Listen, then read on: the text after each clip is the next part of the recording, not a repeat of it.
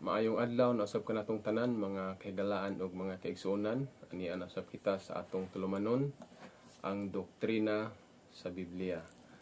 Atong pagatun-an karon unsa ang doktrina sa Biblia bahin sa mga pagkaon.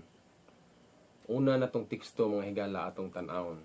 Tun-an nato gini kay daghang dako kini nga isyu sa mga tawo karon kung unsa magid ang tinuod nga unsa magid doktrina pagtulun-an bahin sa mga pagkaon nga gi-design sumala sa Biblia. Unang teksto mga higala, Genesis 2 versikulo 7 akong basahon.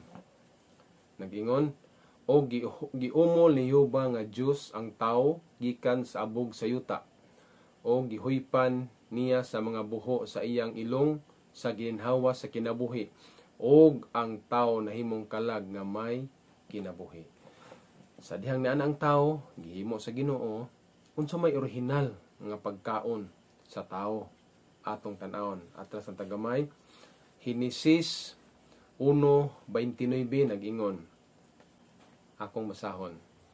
Og miingon ang Dios, tan-awa gihatagan ko kamo sa tanan nga balili nga naghatag sa binhi og binhi nga anaa sa ibabaw sa naong sa tibuok nga yuta, og ang tanan nga kahoy og mga bunga sa kahoy nga naghatag og binhi aron alang kaninyo kini mahimong kalanon.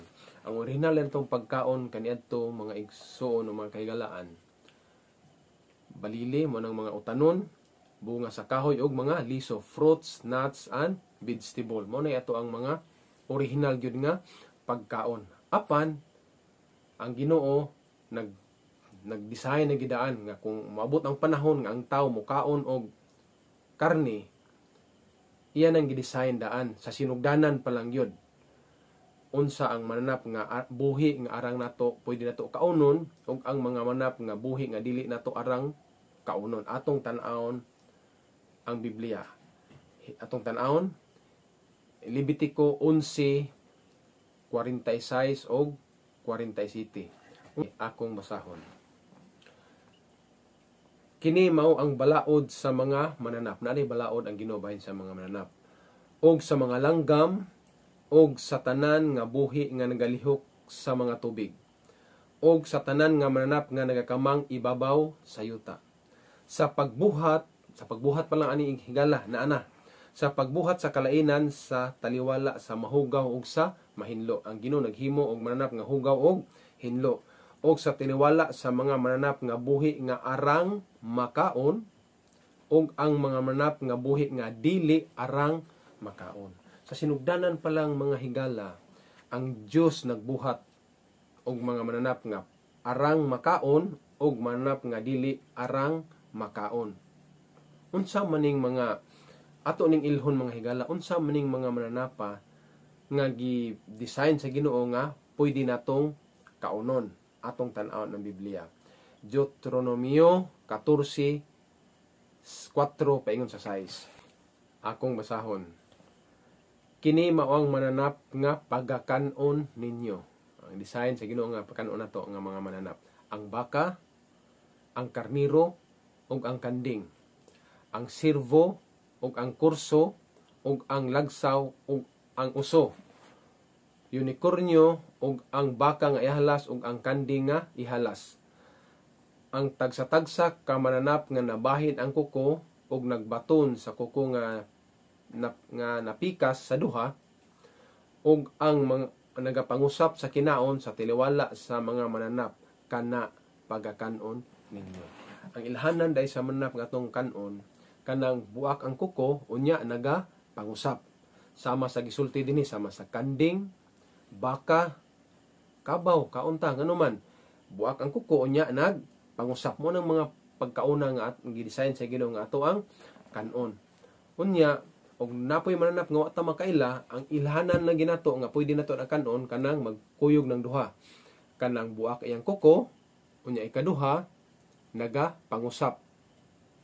Sama sa kanding, ang kanding imong igaid sa imong silong, bisag walay sagbot, nag-usap na siya, unya buak ang kuko, kana ilhana na nga pwede kaunon sumala sa Biblia sa Deuteronomio 14:4 paingon sa 6. Unsa pong mga mananapa ang gibuhat sa Ginoo nga dili ipakaon sa atoa. Atong padayonon og basa dinhi sa City paingon sa 8 sa Deuteronomio 14. Bisan pa ni ana kini dili ninyo pagkakanon ni adtong mga nagapangusap sa kinaon. Kun sa mga adunay kuko nga pikas, kamilyo, ang libre ug ang kuniho kay nagapangusap sa kinaon sila apan dili pikas ang kuko mga mahugaw kini alang kaninyo.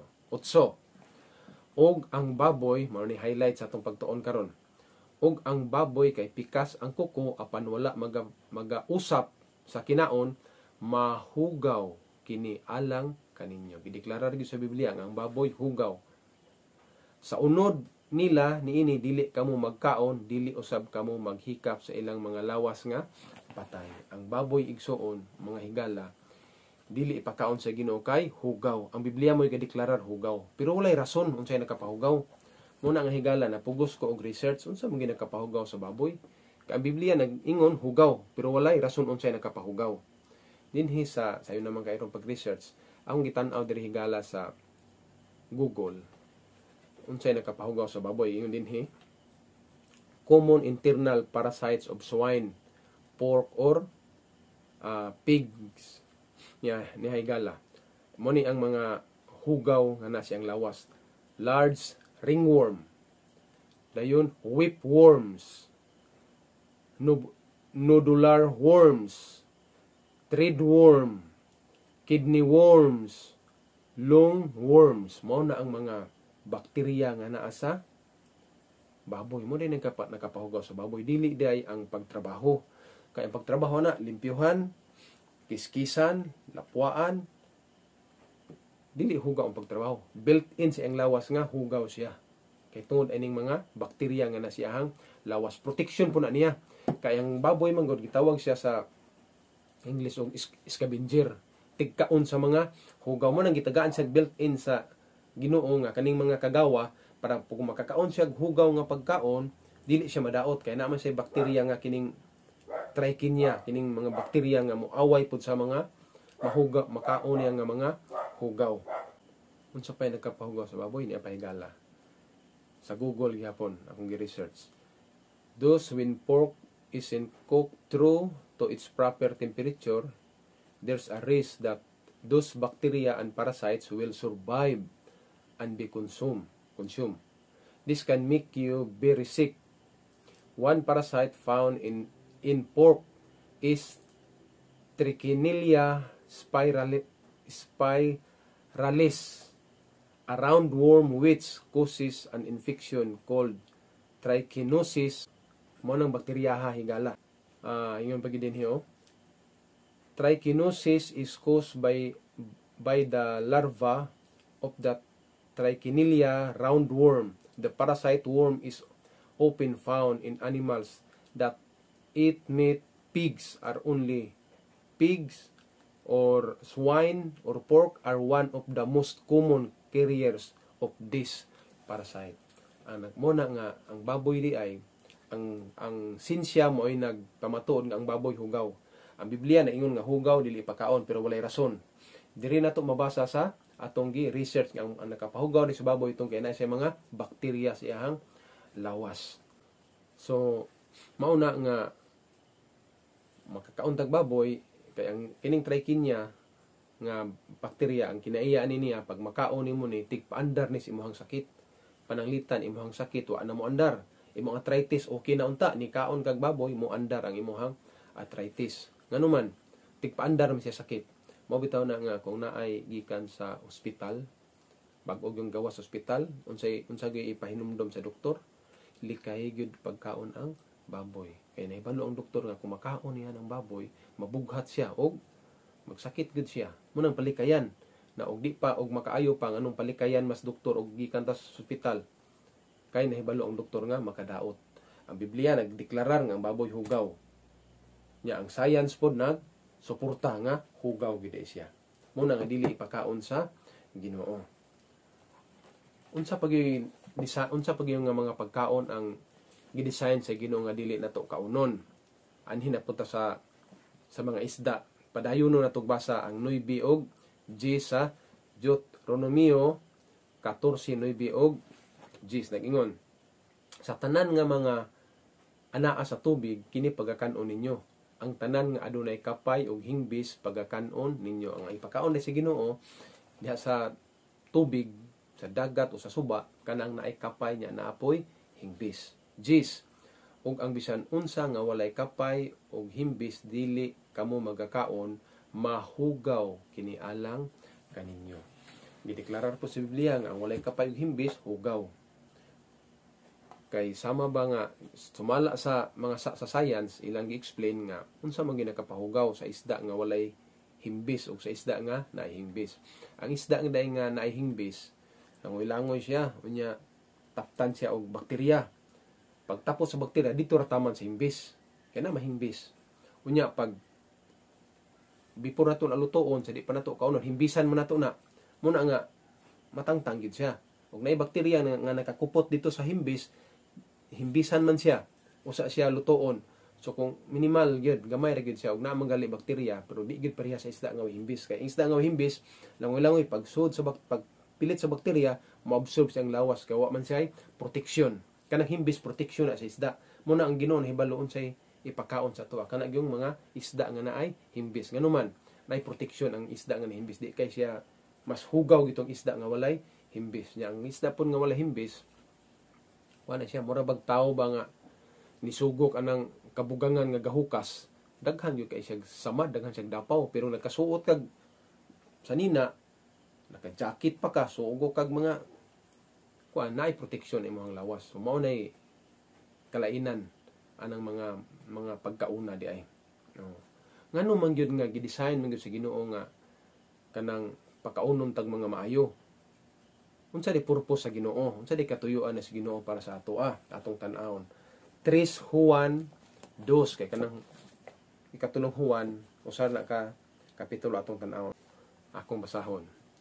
Hinigugma gipanghinaot ko nga magmauswagon unta ikaw sa tanang butang o nga magmaayo ka sa panglawas. Maingon nga nasayran ko nga mauswagon ang imong kalag. Gusto na sa Ginoo nga makabaton ta og maayong panglawas, mouswag atong panglawas. Kung mukaon ta sa mga pagkaon nga gidesign sa Ginoo, mouswag ta sa maayong panglawas. Maingon man usa nga mouswag ang ato ang espirituhanon nga bahin sa kinabuhi. Kung saan to pag-uswag kung masakiton ta, kung saan to pag-atog simbahan og ni andar atong arthritis. Gusto sa Ginoo nga magmuswagon ta sa may panglawas, nganuman di ta kaalagad sa Ginoo sakto o natay balatian. Yung ano amto kasimba, siya wa kasimba kay nitukar ang arthritis kay nikaon sa mauni nga mga pagkaon nga nakapaandar sila hang nakapatrigger silang sakit. Manay gusto sa Ginoo nga maayo ta og panglawas. Pero og mosupak gid ta. Kung ato yung dauton itong lawas bisag makadaot tauno na to, di madaot itong lawas. Nya unsa man itong lawas di ay? Unsa man itong lawas di ay? Atong tan-awon ng Biblia ha. Og mukaon ta bisag unsa nya madaot na itong lawas. Unsaon ang butas Ginoo atong tan-awon ng Biblia. 1 Corinto 3:16 og 17. Ako masahon. Wala ba kamo masayod nga kamo templo sa Dios ug nga ang Espiritu sa Dios nagapuyo diha sa sulod ninyo? Kung adunay mulaglag sa templo sa Dios, siya pagalaglagon sa Dios. Kay ang templo sa Dios balaan ug kanang temploha mao kamo. Kita dai kini di itong lawas templo sa Ginoo. Nya ang Espiritu Santo nagapuyo sa sulod nato. Kung madaot ni ang mulaglag ani, laglagon pud sa Ginoo. Nganuman kay kaning temploha balaan o kanang temploha mao kamo. Kaon ta bisag unsa. Madaot ning lawasa. Sama ba example? Ito lang ipananglitan. Usa kining balay, kung ato ning labayan og hugaw ang balay, di gina mo reklamo ang balay. Labayan tong hugaw atong mga basura atong ilabay sa balay sa tong silingan. Kanang balay di na mo reklamo. Kinsay mo reklamo diha? Ang nagpuyo sa balay. Ang tawo nga nagpuyo sa balay. Sama sa tong lawas. Labayan na to ni bisag hugaw, bisag bawal kaon ta. Lab, kaon tag baboy, kaon tag mga hugaw nga mga pagkaon nga gibawal sa Biblia. Madaot gini kay magsakit man ni. Kay naa man mga sakit ng mga hugaw nga mga pagkaon. At least di gina kanunon. Mananap na nga dili gid ipakaon sa Ginoo kay hugaw. Ato ni ipasus tong lawas. Kani itong lawas di gini mo reklamo mo kaon gini kay hingaon mo gyud ni kaayo. Ang mo reklamo ani kinsa ang balaang espiritu nga nagpuyo ani. Unsa gingon niya dinhi? Ini madaot na ingon siya dinhi, kung adunay mulaglag sa templo sa Dios, pagalaglagon sa Dios. Kay ang templo sa Dios balaan o kanang templo ha mao kamo. Di gusto ang Ginoo nga magsakit ni ato ang lawas nganuman templo ni sa Ginoo, puy-ana ni sa Ginoo. Karon naabatay okay lang unta og mukaon ta og mga hugaw, mga bawal nga magsakita og wa tay atraso sa Ginoo. Unsa may atong atraso sa Ginoo? Unsa may ihukom sa Ginoo sa ato ako mukaon tas mga bawal, kumukaon tas mga gidili. Sumala sa Biblia atong tan-awon ha. Isayas 66:15 paingos 17 ilista ninyo na mga higala. Akong basahon. Nag-ingon. Kay ani karon si Yuba muanhi uban ang kalayo. Coming ni, future ni. Kay wa pa ni balik si Yuba. Og ang iyang mga karo may sama sa alimpolos aron sa pagpahamtang sa iyang kasuko uban ang kabangis. Og ang iyang mga pagbadlong uban ang mga siga sa kalayo. Kay pinaagi sa kalayo si Yuba magapahamtang sa hukom. Inibalik niya. Hukman niya ang tao pinaagi sa kalayo. Og pinaagi sa iyang espada ibabaw sa tanang unod. Og ang mga pinatay ni Yuba daghan. 17. Kadtong nagabalaan sa ilang kaugalingon og nagaputli sa ilang kaugalingon aron sa pag-adto sa tanaman sa luyo sa usa diha sa taliwala, nagakaon og unod sa baboy og ang dulumtanan ug ang mga ilaga silang tanan magadungan sa pagdangat sa katapusan, nag-ingon si Yuba. Signituran ko sa Ginoo nga si Yuba mo'y nag-ingon, iyang gipirmahan, nag-ingon si Yuba. Laglagon niya, hukma niya, pinagis kalayo ang mukaon sa dulumtanan nga mo ang unod sa baboy. Isayas 66:15 paingon sa 17 ilista ninyo na mga higala. Future na. Sa pagbalik na sa Ginoo, iyang hukman, iyang sunugon ang mukaon sa mga dulumtanan sama sa baboy. Mga uban nga Jim, basig pwede ra nga di lang ta mukaw unod kanang bitong mantika ana kay nindot ngo kay na siya sagol kanon dayon bisag wa na sundan lami na kaunon atong tan-awon kung pwede ba ang sabaw ang kanang mantika lang dili ta mukaw unod atong tan-aw ng Biblia. Isayas 65:3 o 4 atrasal na itong gamay. Akong basahon. Gibuklad o usa ka katawhan nga sa kanunay nagahagit kanako sa akong naong nga nagahala didto sa mga tanaman og nagasunog sa insinso ibabaw sa mga ladrilyo nga nagalingkod sa tiliwala sa mga lubong og nagpuyo sa tinago nga mga dapit nga nagakaon sa unod sa baboy og ang sabaw sa butang nga dulumtanan. Ang sabaw dulumtanan diha sa ilang mga sudlanan. Bisan pa ang sabaw di anak dulumtanan gyapon. Di ta pwede mo kaon sa unod, di po tayo pwede mo gamit sa iyahang idibol, sa iyahang lana anak oil uban iluto na ba na kay dulumtanan na sama ra ang Ginoo atong gihagit. Masuko ang Ginoo kung ato siyang gi-challenge nato siya ba, no? Ngano man gyud nga gusto gi-preserve man gyud sa Ginoo ato ang lawas, di magit pasudlag hugaw. Unsa day katuyuan sa Ginoo? Unsa day purpose? Unsa day iyang pangandaman sa pagbalik sa Ginoo? Atong tanaw ng Biblia, 1 Tesalonica 5:23. Akong masahon.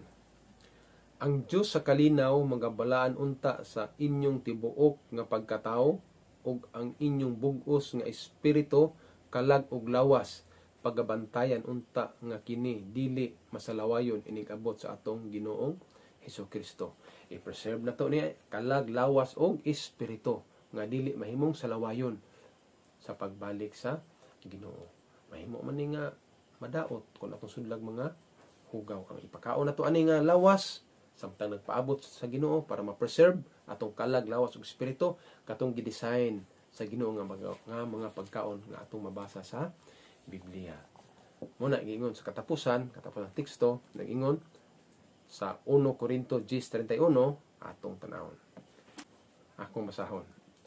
Busa kung magakaon kamo o magainom o magabuhat sa bisan unsa, buhata ninyo kining tanan aron sa paghimaya sa Dios. Sa unsay itong buhaton, mukaon ta, moinom, buhaton nato ang tanan alang sa paghimaya sa Dios. Dili man mamaya ang Ginoo ng mga pagkaon nga dili niya wa ni gitugot. Pero sa mga pagkaon nga gitugot sa Dios, mahimaya nato siya. Kay nagsunod ta sa iyang mga pagtulunan, mga doktrina nga pinasikad sa Biblia. Higala, kung imo nakita ni nga presentasyon nga makatabang sa uban, o makatabang pod ini nga programa, mahangyo po ninyo gamang suporta, i-share ninyo ni. Unya, pag-subscribe sad mo. Para sa ingon ni ana, makatabang mo sa pagpakailap sa ani nga mensahe, o makatabang pod mo ini nga tulumanon ang doktrina sa Biblia. Daghang salamat sa inyong pagpatalinghog o sa inyong pagtanaw ang Ginoo. Magapanalangin kanatong tanan.